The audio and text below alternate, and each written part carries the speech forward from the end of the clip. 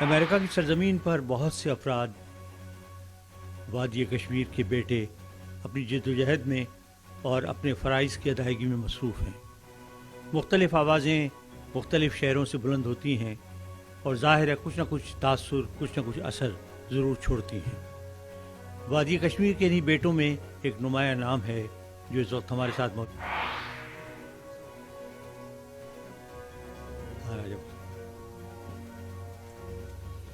اور اب میں دعوت کلام دوں گا جناب راجہ مختار صاحب کو۔ راجہ مختار صاحب بھی وادی کشمیر کے فرزند اور بڑے ایکٹیو شخصیت ہیں، مختلف موضوعات پر اظہار خیال کرتے رہتے ہیں۔ ہمیشہ ان کا مرکزی جو موضوع ہوتا ہے وہ کشمیر ہوتا ہے۔ آج بھی یہ کشمیر کے بارے میں اپنے خیالات کا اظہار فرمائیں گے۔ تشریف لائیے۔ رحیم، میں سب رنگ ٹی وی اور ظفر اقبال صاحب اور حسن جلیل صاحب کا مشکور ہوں، اور پاکستان کی تمام بہن بھائیوں کے مشکور ہیں، اور پاکستان کی تمام سیاسی جماعتوں کے مشکور ہیں جنہوں نے کشمیر کے ساتھ یوم یکجہتی کا دن یہ 1990 سے لے کر آج دن تک بنا رہے۔ تو ہم کشمیر کے حوالے سے تو یہاں بہت ساری باتیں ہوئی جو آپ نے سنی، ملک ندیم صاحب سے، امتیاز صاحب سے اور نسیم گلگتی صاحب نے کشمیر کا مسئلے پہ۔ تو میں چند اشعار جو ہیں وہ خواجہ عثمان صاحب کے پیش کروں گا جو کشمیر کے بارے میں انہوں نے کہے ہیں۔ بندوقوں کے سامنے پتھروں سے لڑتے ہیں، اتنی شہادتوں کے بعد بھی کشمیری کہاں ڈرتے ہیں۔ بڑے تو بڑے بچے بھی آگے بڑھتے ہیں، آزادی کیا چیز ہے بچے بھی یہ سمجھتے ہیں۔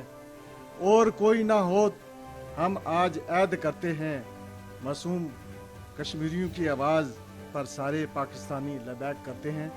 تو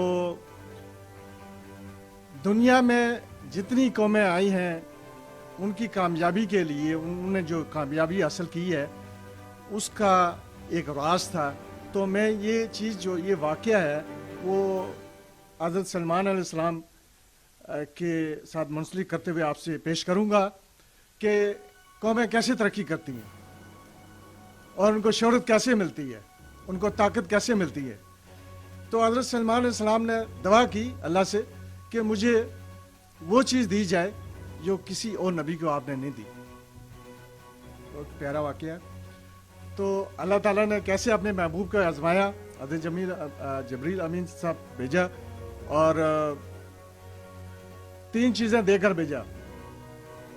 جب وہ آئے جبریل امین تو حضرت سلمان علیہ السلام کے سامنے وہ چیزیں رکھی۔ پہلی چیز کیا تھی؟ شہرت۔ تو حضرت سلمان علیہ السلام نے وہ چیز سائڈ پہ کر دی۔ دوسری چیز انہوں نے رکھی دولت، تو حضرت سلمان علیہ السلام نے وہ بھی سائڈ پہ رکھ دی۔ اور تیسری چیز کیا تھی؟ علم، تو انہوں نے وہ اٹھا لیا۔ اس کے بعد دولت اور شہرت نے یہ اللہ سے یہ عرض کیا کہ ہمارا کیا قصور ہے، ہم کس طرف جائیں گے؟ تو ہم جس طرف علم جا رہا ہے ہمیں بھی اس طرف جانے دیں۔ تو یہ چیز تھی کہ جس طرف علم ہوتا ہے نا اس طرف دولت بھی چلی جاتی ہے اور شہرت بھی چلی جاتی ہے۔ یہی علم ہے جس سے قومیں ترقی کرتی ہے اور آگے بڑھتی ہے۔ تو ہمیں نسیم صاحب نے جو ذکر کیا مسلمانوں کے بارے میں کہ آج ناکامی کیوں ہے، وہ علم کی وجہ سے۔ ہم علم سے بہت دور ہو گئے ہیں۔ امریکہ میں کتنی یونیورسٹی ہیں؟ 600 سے اوپر ہے۔ اور کیوں آج دنیا میں طاقتور ملک بنا ہوا ہے؟ علم کی وجہ سے۔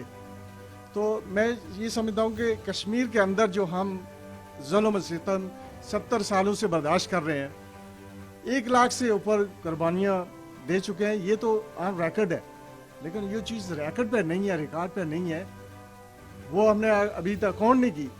جو ہماری بہنیں یا عورتیں ریپ ہوئی ہیں وہ 15,000 کے لگ بھگ ہیں، لیکن یہ بھی ریکارڈ بتا رہا ہے۔ وہ چیزیں جو آرمی وہاں بیٹھی ہوئی ہے، جو کسی ریکارڈ پہ چیز جا نہیں رہی، وہ کہاں ہے؟ تو کشمیر کے اندر جو ظلم ہو رہا ہے وہ جو بتایا جاتا ہے وہ بہت تھوڑا ہے، اس سے زیادہ کہیں زیادہ ہے۔ تو ہمیں اللہ اکبر اللہ اکبر۔ آزادی کیسے ہو سکتی ہے؟ تو اللہ اکبر کہ کشمیری قوم کو شامل کرنا یہ بہت ہی ضروری ہے، پھر جا کر کشمیری کو آزادی مل سکتی ہے اور کشمیر کو فریق سمجھنا چاہیے۔ میں پاکستان گورنمنٹ وزیر اعظم سے یہ ریکویسٹ کرتا ہوں کہ کشمیریوں کو جو قرارداد 1949 میں پیش کی گئی تھی اس کے مطابق ان کو رائے شماری کا حق دیا جائے اور کشمیری اپنی قسمت کا فیصلہ کریں کہ وہ کیا چاہتے ہیں۔ تو میں انہی الفاظ پہ ختم کرنا چاہوں گا۔ میں ایک دفعہ پھر آپ کا شکریہ ادا کرتا ہوں، پاکستانی قوم کا شکریہ ادا کرتا ہوں۔ اللہ تعالیٰ ہمیں کشمیر کی آزادی نصیب فرمائے۔ اللہ حافظ۔ بہت شکریہ